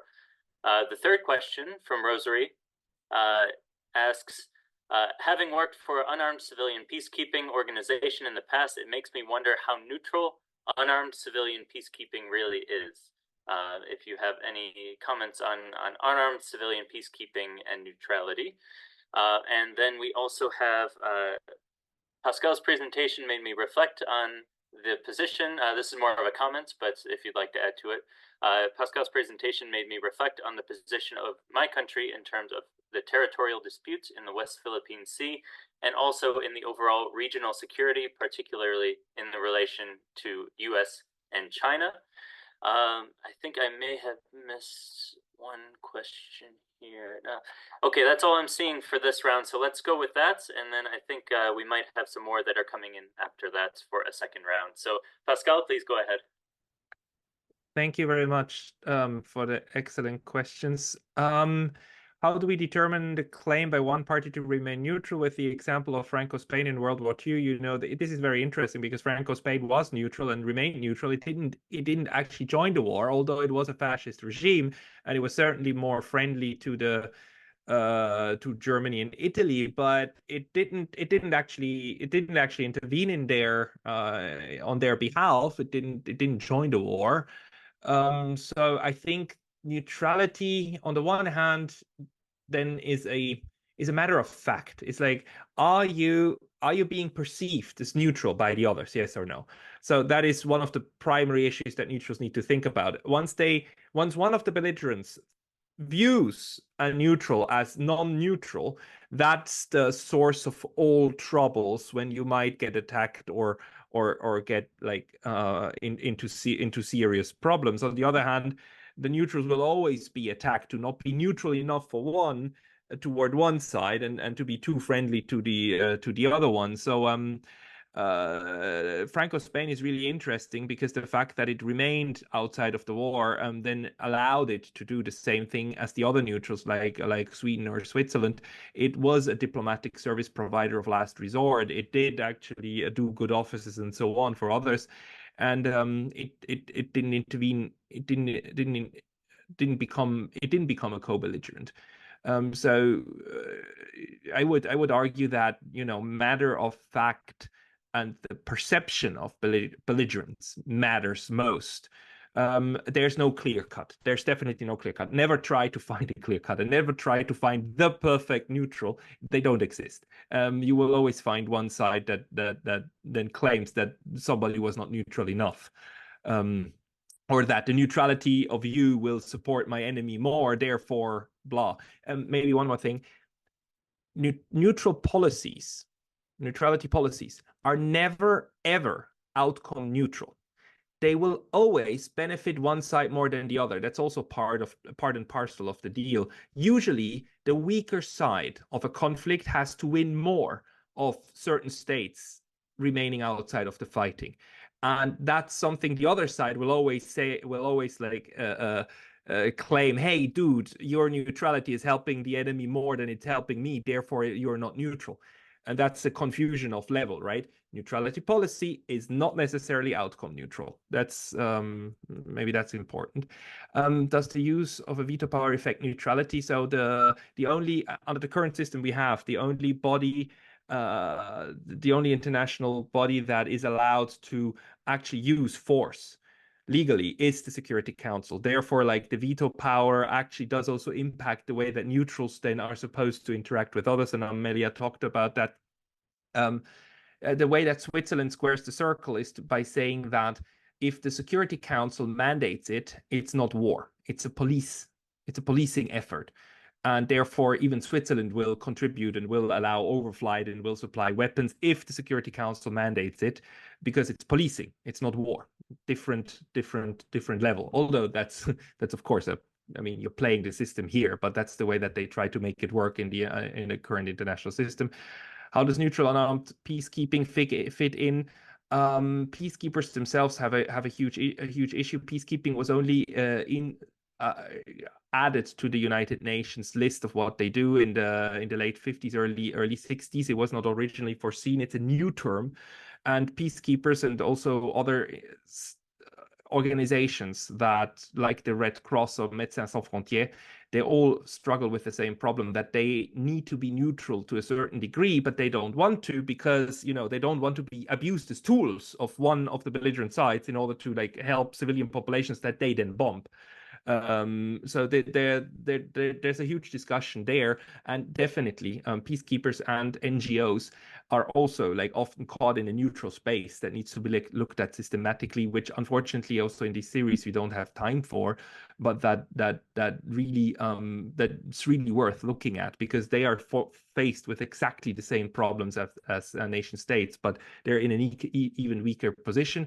And the position of the Philippines, I sympathize with the Philippines very much, because they're squeezed in this great power rivalry between the United States and China, and China is being a bully very much in the East China Sea and taking away Filipino territories. But the problem is the Philippines at the moment, then it allows more US bases, more bases for the US to be used, and therefore you become even more engulfed in the entire in this entire great power conflict. Now, what neutrality prescribes is that neutrals are on their own, and they will try to deal themselves with the belligerents, which then puts a disproportionate amount of pressure on the neutrals, because of course the Philippines doesn't have the necessary tools in order to repel the Chinese. But on the other hand, by collaborating with the United States, you run the danger that you will become the staging ground of a war, and that's something that the neutrality tries to forestall, even at the cost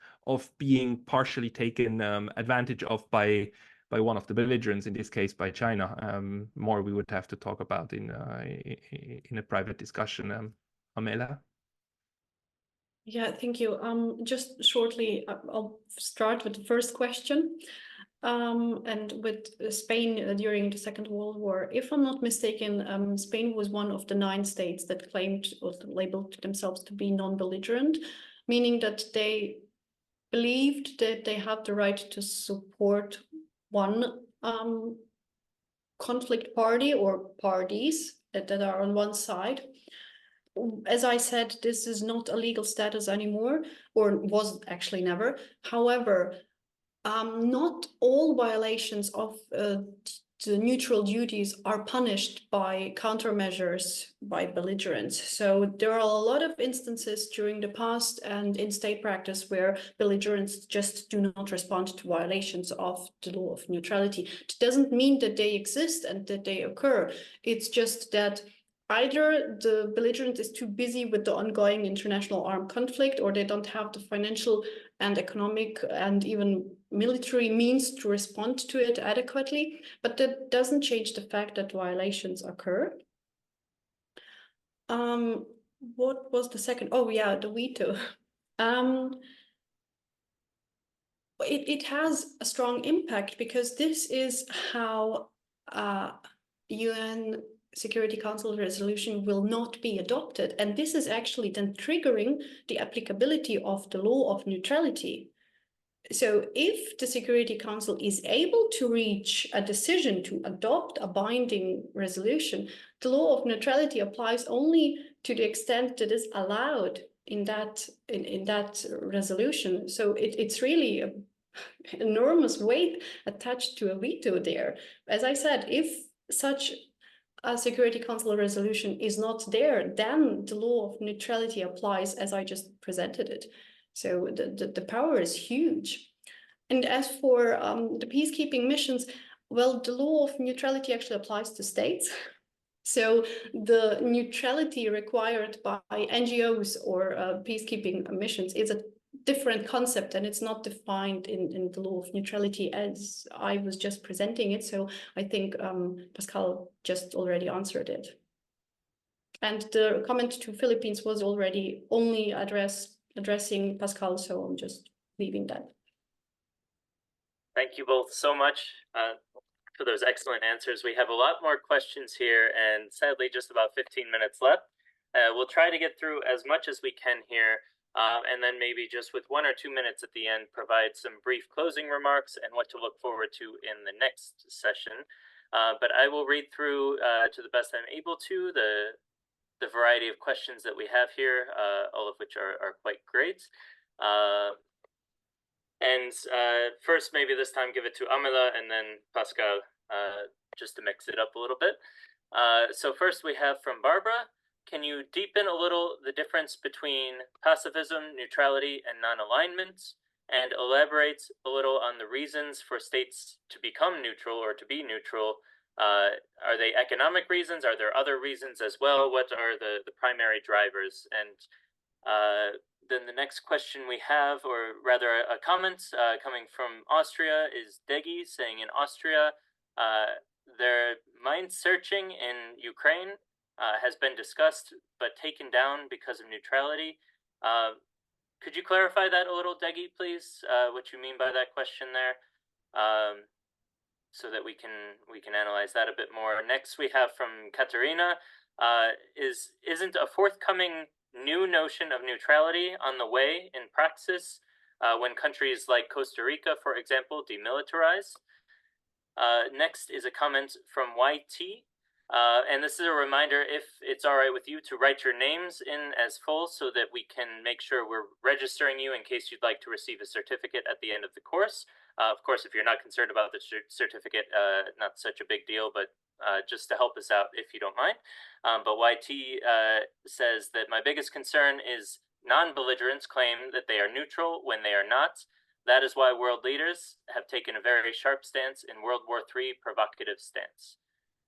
The next is from, let's see here, I have to scroll down a little, from Teo Ferreira, who is saying, Amela, can you provide a pair of examples, if fresh in memory, to present a case of success and a case of failure for the application of the law of neutrality? So a case where the law of neutrality has been successful and a case where it has failed. We also have another comment from YT who says, we understand that the UN Charter states aid can be given to warring parties. As such, the UN policing policies have said to become weaker in enforcing sovereign states' wrongdoing. Then we have from John Mina, how does neutrality work in the face of permanent UN Security Council members that at times take positions that may appear biased? From Lena, we just have a request if you would mind sharing your PowerPoints. And then a comment as well from Katerina saying, of course, we cannot have a discussion without taking into consideration the global dominance relations imposed by the composition of the Security Council. These go beyond economic power criteria and include colonial power structures that are prolonged militarily, for example, the French army in Mali. And I think, okay, back to Degi's question, is mine clearing outside of fighting lines in Ukraine allowed for neutral countries? So the clearing of mines in Ukraine, for example, Austria participating in this. I see we finally, for the last question, have a hand from Ahmed. Just quickly, before I give you the floor, Ahmed, just to say to everyone here, a lot of these questions we will be diving deeper into in the coming sessions, and I'll talk about that before we close the session. But Ahmed, please go ahead with your question, and then we turn it over to Amela and Pascal for their remarks. Okay, thank you very much. I will try to be very quick on this. I just wondered, because I noticed that the main pillar of neutrality is like conflict, and at the same time that the neutral country is like abiding to the rights and duties of it. So now I wonder, especially when the examples you've been talking about, so Ukraine and Russia. So for Ukraine, it's war, conflict, or not conflict. But for Russia, they say like it's a special mission or a special task. And the another example is like what's happening in Palestine. So for Israel, they say it's self-defense, but for Gaza, they say, no, it's a war, it's a genocide. So there are a lot of wording in that. So how the law of neutrality determines this is a conflict, this is a non-conflict, this is an international or non-international. At the same time, we also see there are some obligations for the victim or the aggressor. And who also determines this? Because in every conflict, we will see like both parties saying they are the victim, and both and the other party is saying no, that party is the aggressor, not me. So I'm just like wondering about the definitions of these things: conflicts, armed conflicts, and aggression, and also victims. How can the law of neutrality define that? And thank you very much. It was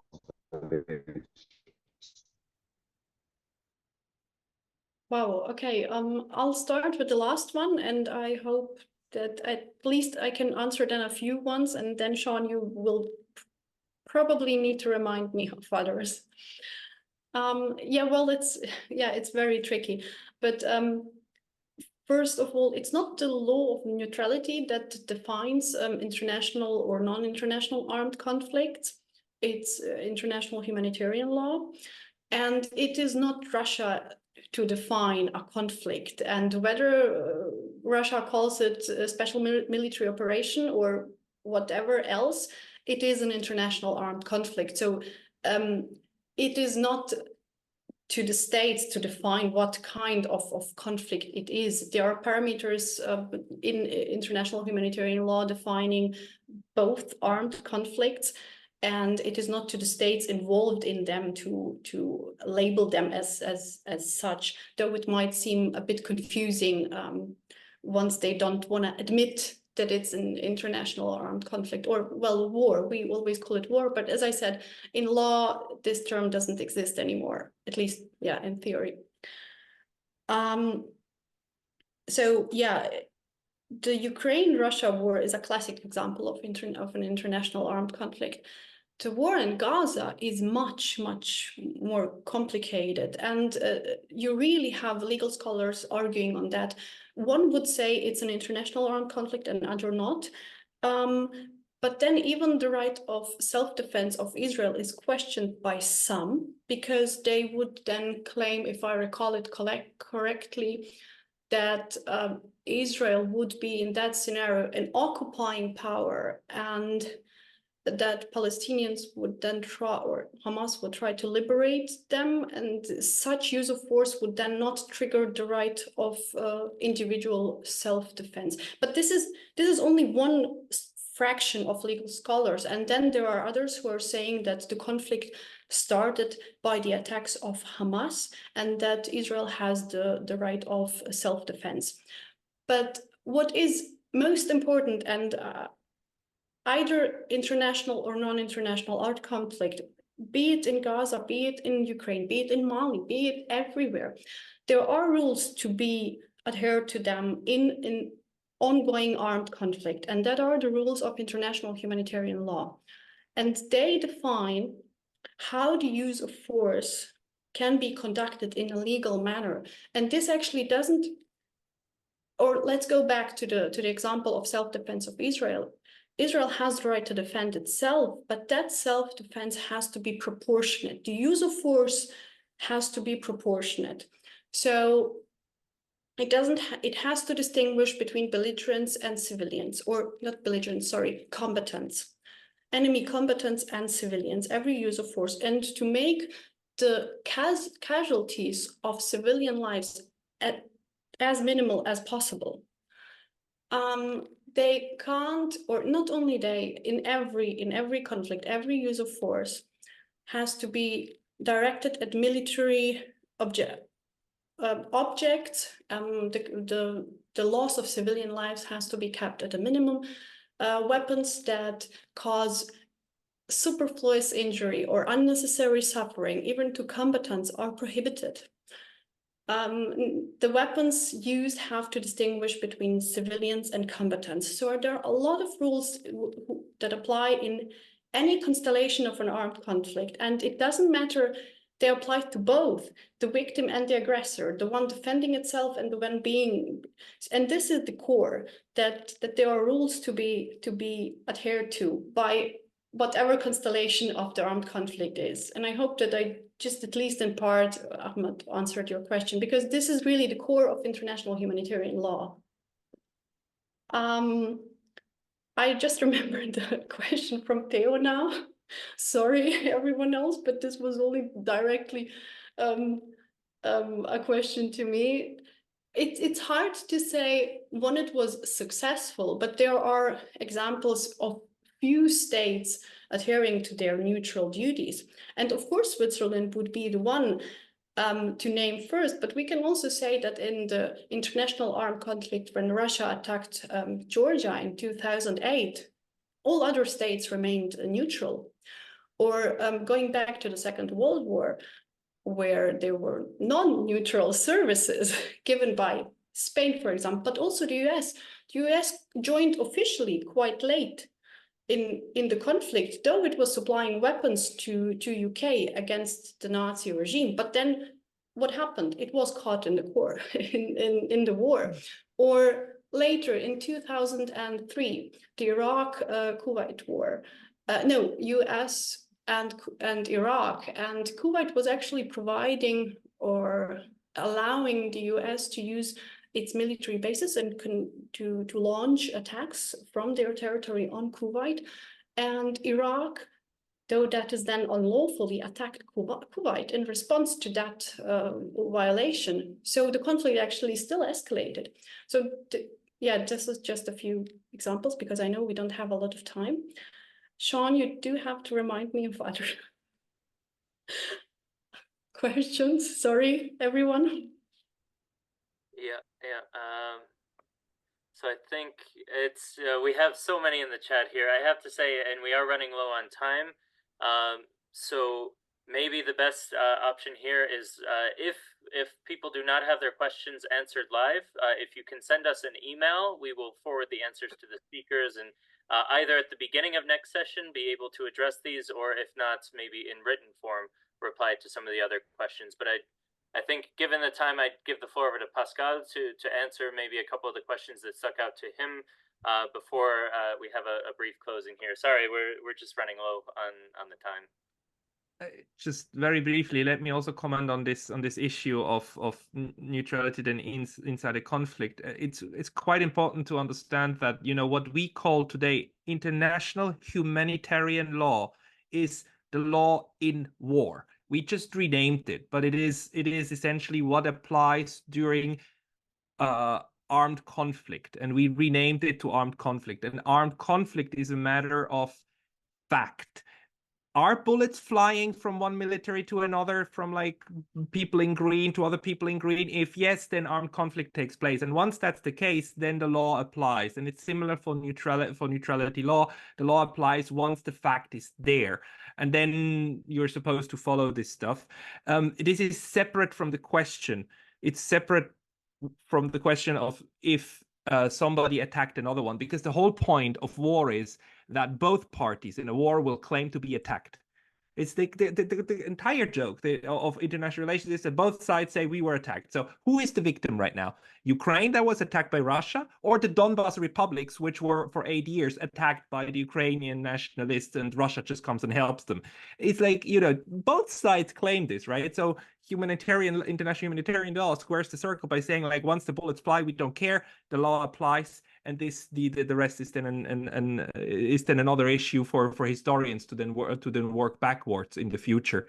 And the question then about non-alignment, neutrality, and pacifism. So it's quite interesting. You know, neutrality has a pacifist core, but the pacifist core is not that the neutrals refuse to do war. The permanent neutral countries refused the second part of Article 51 of the UN Charter, because Article 51 says countries have the right to self-defend and collectively self-defend.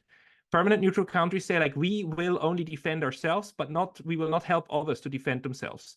And in this sense, they're more pacifist than others. That's why, you know, Switzerland, Ireland, Austria, they don't officially send weapons to Ukraine. They don't help Ukraine to defend itself.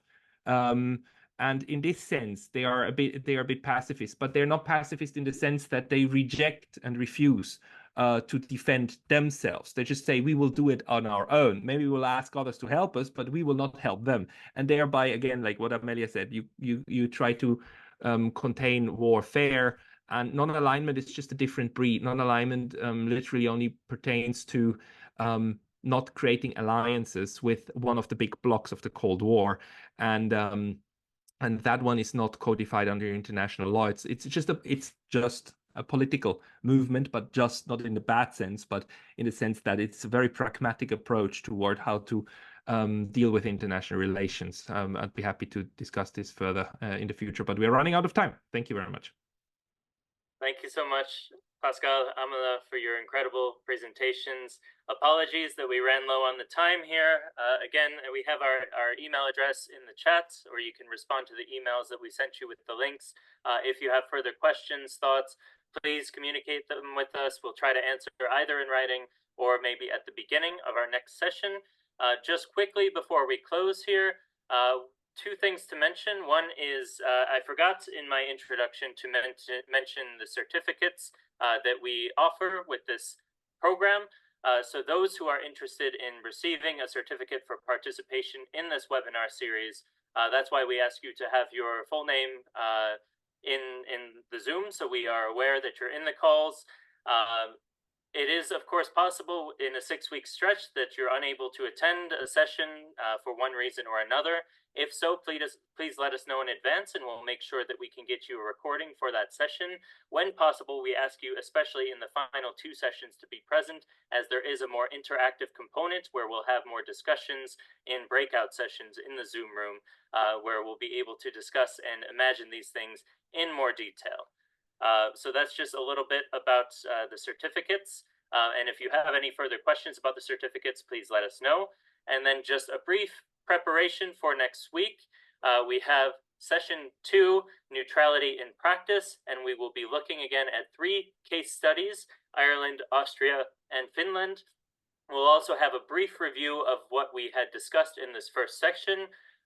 So there we might again have time for a couple questions. And we hope to see you next week, same time. If anything comes up in the meantime, please feel free to write to us. thank you a million times for joining us. We're so happy to have you all and have these conversations, which are many times theoretical, but we also bring it to the practical level, and we take everything we learned today and we move it forward in the next sessions. Thanks.